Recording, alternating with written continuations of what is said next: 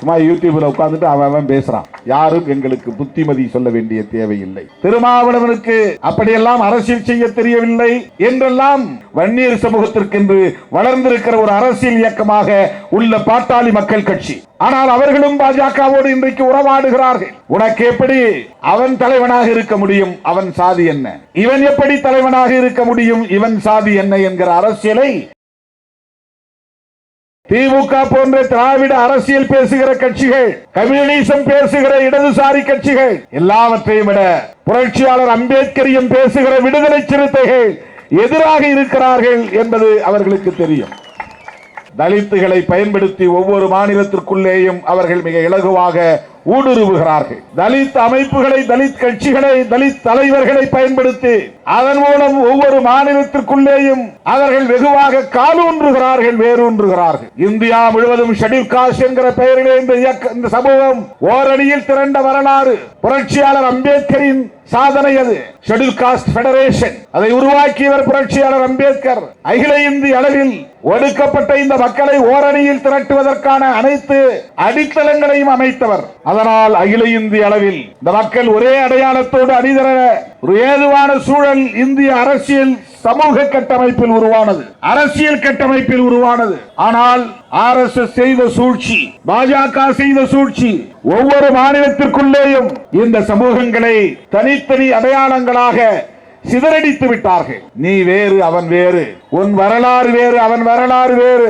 உனக்கும் அவனுக்கும் பட்டியலில் இணைந்திருப்பதனால் எப்படி சொந்தம் உண்டாகிவிட முடியும்? உனக்கு எப்படி அவன் தலைவனாக இருக்க முடியும், அவன் சாதி என்ன? இவன் எப்படி தலைவனாக இருக்க முடியும், இவன் சாதி என்ன என்கிற அரசியலை கூர்மைப்படுத்தியது பிஜேபி, RSS. எல்லா மாநிலங்களிலும் இது நிகழ்ந்தது. தமிழ்நாட்டிலே 2000க்கு முன்பு வளர்ச்சி பெற தொடங்கிய பல அமைப்புகள், விடுதலை சிறுத்தைகள் போன்ற அமைப்புகள், ஒரே மேடையில் தலித்துகள் என்கிற பெயரால் அல்லது பட்டியல் சமூகம் என்கிற பெயரால் அல்லது ஷெட்யூல்டு இனம் என்கிற பெயரால் நிற்கிற சூழல் இருந்தது. ஆனால் இன்றைக்கு என்ன நிலை?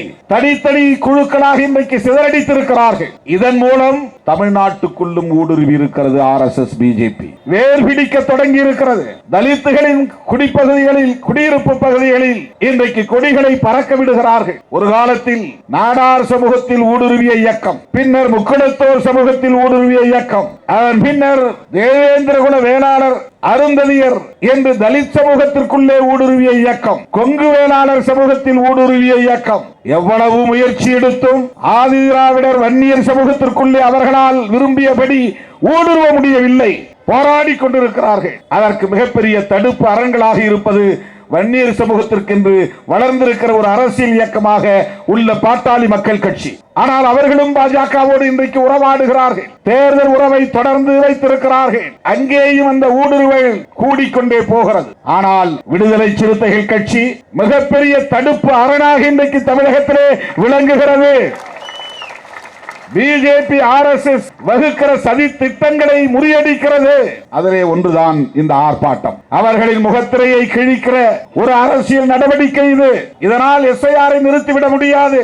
ஆனால் அவர்களின் சதியை முறியடிக்க முடியும். மக்களை அரசியல் படுத்துவதன் மூலம் தமிழ்நாட்டில் அவர்கள் ஊடுருவதை தடுக்க வேண்டும்.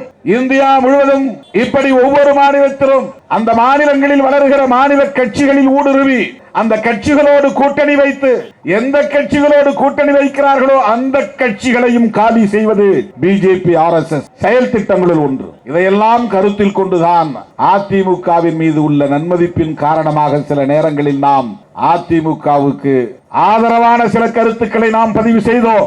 ஆனால் அவர்கள் அதை புரிந்து கொள்ளவில்லை. புரிந்து கொண்டாலும் அதை ஏற்க அவர்களுக்கு மனம் இசையவில்லை. வருங்காலத்திலே அதிமுகவை அவர்கள் பலவீனப்படுத்தி விடுவார்கள். பாஜகவின் செயல் திட்டங்களில் அதுதான் மிக முதன்மையானது.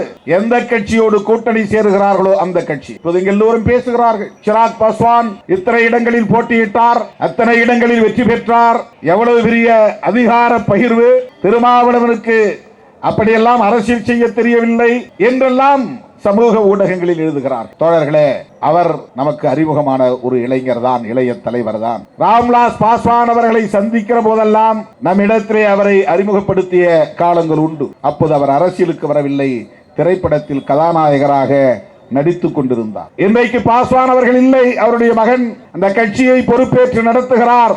பிஜேபி கூட்டணியில் 25 இடங்களுக்கு மேலாக பெற்று போட்டியிட்டார். 30 இடங்கள் என்று கருதுகிறேன்.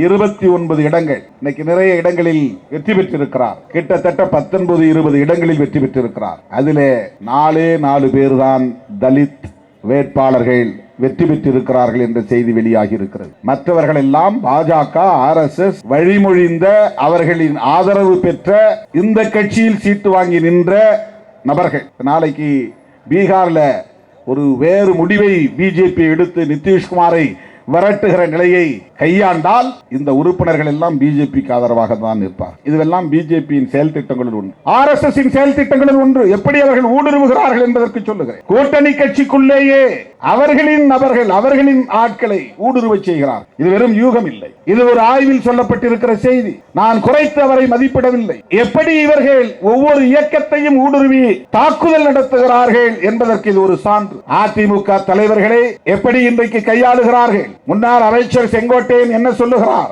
அமித்ஷா அழைத்துதான் நான் டெல்லிக்கு போனேன், எங்கள் கட்சி விவகாரத்தை தான் என்னிடத்திலே அவர்கள் பேசினார்கள். யார் அவர்கள்? ஜெயலலிதா அம்மையார் இருந்தபோது அமித்ஷா போன்றவர்களால் அதிமுக அரசியல் உள் விவகாரங்களில் தலையிட முடிந்ததா?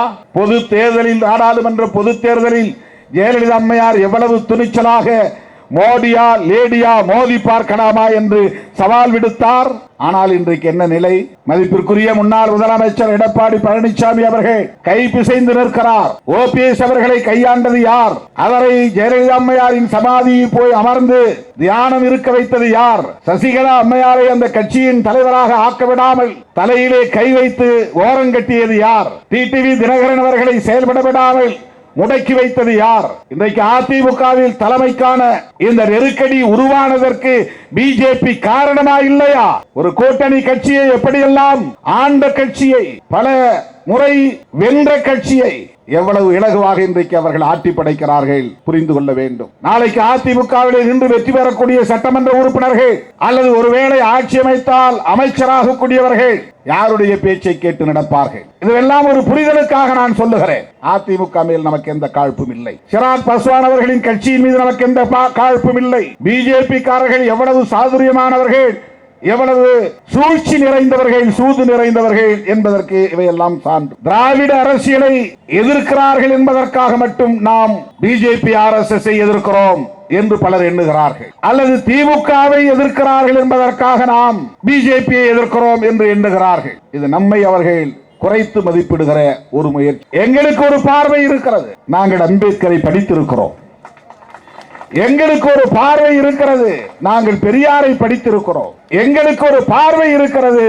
நாங்கள் இடதுசாரி அரசியலையும் உள்வாங்கியவர்கள். எனவே பாரதிய ஜனதா RSS என்கிற இந்த மதவாத சக்திகளை தமிழ்நாட்டிற்குள்ளும் வேரூன்றிவிடக் கூடாது என்கிற ஒரு பதைப்பு, ஒரு தற்காப்பு உணர்வு, அந்த அடிப்படையில் தான் தோழர்களே RSS பிஜேபியை நாம் எதிர்த்தோ விமர்சித்தோ பேச வேண்டிய ஒரு சூழலுக்கு ஆளாகி இருக்கிறோம். இப்படியெல்லாம் நாம் தீவிரமாக களமாடுவதால் இன்றைக்கு தனிநபரை குறிவைத்து, என்னை குறிவைத்து அவதூறுகளை பரப்புவதிலும், திமுகவுக்கு துணை போகிற ஒரு இயக்கமாக சிறுமைப்படுத்துவதிலும், இதற்கு பெரிய தொலைநோக்கு பார்வை இல்லை, ஆட்சிக்கு வரும் நோக்கம் இல்லை என்றெல்லாம் விமர்சிக்கிறார்கள். எங்கள் உயரம் எங்களுக்கு தெரியும், எங்கள் வலிமை எங்களுக்கு தெரியும், எங்களுக்கான உத்திகளை எங்களால் வகுத்துக் கொள்ள முடியும். யாரும் எங்களுக்கு புத்திமதி சொல்ல வேண்டிய தேவையில்லை. எங்களுக்கு புத்திமதி சொல்லக்கூடியவனை விட அதிக அனுபவம் எங்களுக்கு, கள அனுபவம் எங்களுக்கு உண்டு. சும்மா யூடியூப்ல உட்கார்ந்துட்டு அவன் பேசுறான். அவர்களுக்கு இருக்கிற அனுபவத்தை நம்முடைய அனுபவத்தோடு ஒப்பீடை செய்ய முடியாது. நான் ஆணவத்தில் இதை பேசவில்லை.